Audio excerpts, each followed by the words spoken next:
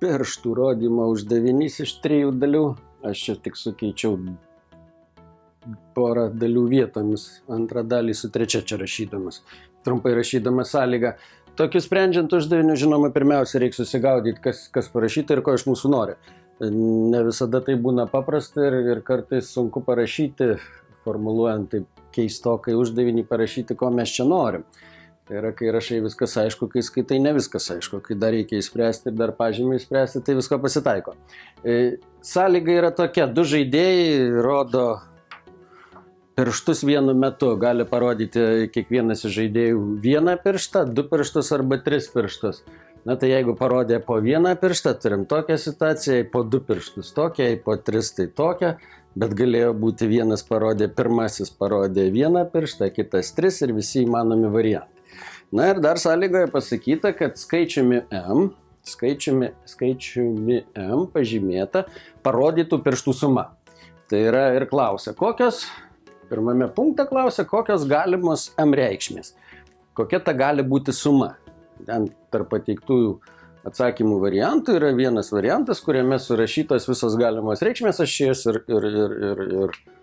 ir pateikiu, ten tų kitų nepateikiu. Kodėl taip yra? Na, turbūt akivaizdu. Pirmasis žaidėjas juos susinumeruojam, pirmasis, antrasis, kaip ten antram punkte yra, pirmasis, antrasis susinumeruojam šios žaidėjus. Pirmasis galėjo parodyti 1, 2 arba 3, antrasis 1, 2 arba 3. Na ir kokia suma galima? Kokios galimos sumos? 1 + 1, 2, 1 + 2, 3, 1 + 3, 4, tada 2 + 1, 3, 2 + 2, 4, 2 + 3, 5, 3 + 3, 6. Na, kitaip sakant, čia visiškai akivaizdu, kad mažiausia suma yra 2, 1 + 1, o didžiausia suma 6. Ir tarpinių variantų, kad iškristų, kad nebūtų ten 3, 4 ir 5 neįmanoma. 2 + 3 yra 5, 2 + 2, 4, 1 + 2 yra 3. Visiškai akivaizdu. Visiškai akivaizdu. Ta galima matyti ir iš 3 punkto lentelės. Jeigu aš 2 punkto, tarkim, nepadarau, perskaitau visą uždavinį iki galo, ką visada pravartu padaryti prieš sprendžiant uždavinį, tai ten pasakyta, kad lentelėje pavaizduoti žaidimų dažniai, kaip čia jie sako, kiek kartų, kiek pirštų atvirto, kai jie žaidė 20 kartų. Kai žaidė 20 kartų ir lentelės pirmoje eilutėje parašyta, kad 2 pirštai, tai yra suma, 2 pirštai, tai yra 1 ir 1, pasirodė 4 kartus iš 20 žaidimų, 3 pirštai, o 3 pirštus gaunam kada vienas išmeta 1, kitas 2 arba atvirkščiai, tai yra pirmasis išmeta 2, antrasis vienetą, 3 pirštai, suma, ta M reikšmė buvo 2 kartus, 4 pirštai ir 6 pirštai nežinoma, kiek kartų pasirodė, bet žinoma, kad jie pasirodė po vienodą skaičių kartų. Na ir 5 pirštai, tai yra suma 5, 2, 3 arba 3, 2, pasirodė 6 kartus. 6 kartus. Na, klausia, kiek kartų pasirodė suma 4 ir kiek kartų pasirodė suma 6. Tai čia visiškai paprasta turbūt išspręs, žinom, kad x + x, tai yra, kadangi tie skaičiukai yra vienodi, tai x + x. Ir plus kiti dažniai, tai yra 4 ir 2 ir 6, plus 4 plus 2 plus 6. Iš viso buvo žaista 20 kartų, turi būti lygu 20. Na, čia paprastutė lygtelė. 2x lygu, kiek čia mes gaunam 12, 12 į kitą pusę, 20 minus 12, 2x lygu 8 ir x lygu 4. Na, tai atsakymas yra po 4 kartus. Tai yra suma 2. Buvo 4 atvejų iš 20, suma 3 buvo 2 atvejų iš 20, 4 atvejuose, 6 4 atvejuose, suma 5 buvo 6 atvejuose iš 20. Mes tą lentelę užpildėm ir gavom tuos lengvus, sakyčiau, taškelius. Na, antrasis punktas uždavinio, kurį aš čia nukėliau į galą.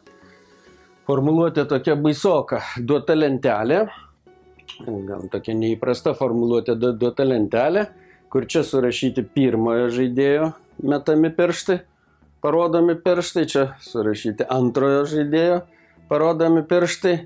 Na ir prašo nuspalvinti tuos laukelius, kurie reiškia, kad laimi pirmas žaidėjas. Dabar kaip čia suprasti, kad laimi pirmas žaidėjas, kai sąlygos žaidimo yra tokios. Jeigu pirmas žaidėjas išmetė tiek pat pirštų, kiek ir antras žaidėjas, tai yra lygiosios. Na, tai bus kada ši situacija, kada bus pirmas lygo antram žaidėjui, tai kai išmes po vieną pirštą, po 2 pirštus arba po 3 pirštus. Tai yra šių laukelių, o šie laukeliai, kai išmeta po vienodai skaičių pirštų, tai yra šis laukelis po 1 pirštą, čia po 2 pirštus, čia po 3 pirštus. Na, tai yra čia lygiosios, jų spalvinti nereikia. Na, dabar, aišku, reikia suprasti tuos laukelius. Tai yra kaip suprasti, kaip skaityti tą lentelę. Šis laukelis reiškia, kad pirmasis žaidėjas išmetė 2 pirštus, parodė, o antrasis žaidėjas 1 pirštą parodė. Suma parodytų pirštų čia yra 3. Šis laukelis reiškia, kad pirmasis žaidėjas parodė 2, antrasis parodė 3. Suma, ta M reikšmė 5. Na, kitaip sakant, čia telpa ir parodyti pirštų skaičiai ir ta suma. Na, skaitom toliau sąlygą. Mums reikia nuspalvinti išlikusių 6 laukelių. Čia tikrai nespalvinam. Tuos laukelius, kur laimi pirmas. Na, iš pirmo punkto, sąlygos pirmo punkto mes nieko nepešam. Tai yra nieko čia nuspalvinti tikrai nereikia. Dabar toliau pasakyta. Jeigu pirmojo ir antrojo žaidėjo parodytų pirštų skaičiai yra skirtingi, o čia šitie 6 laukeliai reiškia parodytus pirštų skaičių, kad jie yra skiriasi tose laukeliuose, o suma M, parodytų pirštų suma, dalyjasi iš 2, tai laimi tas, kurio pirštų skaičius yra didesnis.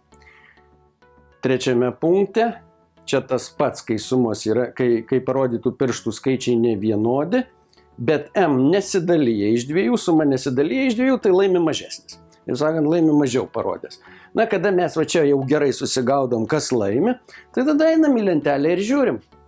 Jeigu yra šis atvejis iš eilės, tuos laukelius ir tyrinėkim, taip ko gero geriausia. Šis lentelės laukelis rodo, kad pirmasis parodė 1 pirštą, antrasis parodė 2 pirštus. Nelygu, tai yra nelygu, viskas tvarkoja nelygu ir suma yra čia 3, suma 3, skaičiukas 3 dalyjasi iš 2 ar nesidalyja? Ne, nesidalyja, klausimas, kas laimi. Kadangi M nesidalyja iš 2, laimi mažesnis.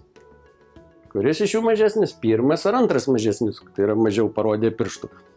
Žinoma, čia reiškia, šitas laukelis reiškia, kad pirmasis parodė mažiau pirštų negu antrasis, nes jis parodė 1, o šitas 2. Akivaizdu, kad čia spalvina. Kitas gretimas laukelis. Pirmasis parodė 1 pirštą, antrasis parodė 3 pirštus. Suma parodytų pirštų yra 4. Skaičius 4, M reikšmė, šiuo atveju dalyjasi iš 2, laimi didesnis. Laimi didesnis, o daugiau parodė antrasis. Ir mums nereikia spalvinti, nes mums reikia spalvinti tik tą, ką pirmasis. 2 ir 1, pirmasis parodė 2, antrasis parodė 1, suma ta pati, 3, bet laimėjo kuris? Laimėjo tas, kuris yra, kaip sakoma, nesidalyja iš 2, laimi mažesnis. Laimi pirmasis, nespalvinam. Šitas laukelis 2 ir 3 yra 5. Vėl suma yra nelyginis skaičius, tai yra nedalus iš 2, laimi mažesnis. Žinoma, kas mažesnis, 2 ar 3 mažesnis, laimi šitas. Spalvinam.